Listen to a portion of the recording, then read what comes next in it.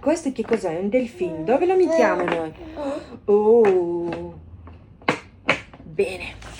Questo gioco ci piace perché è una specie di puzzle con forme diverse degli animali marini e così i bambini imparano a incastrarli bene e può anche pescare i pesciolini. Sì? Sì o no? Nicole si diverte molto? Sì?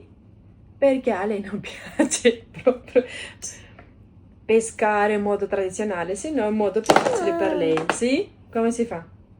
Come fai tu? Fai vedere. Ok.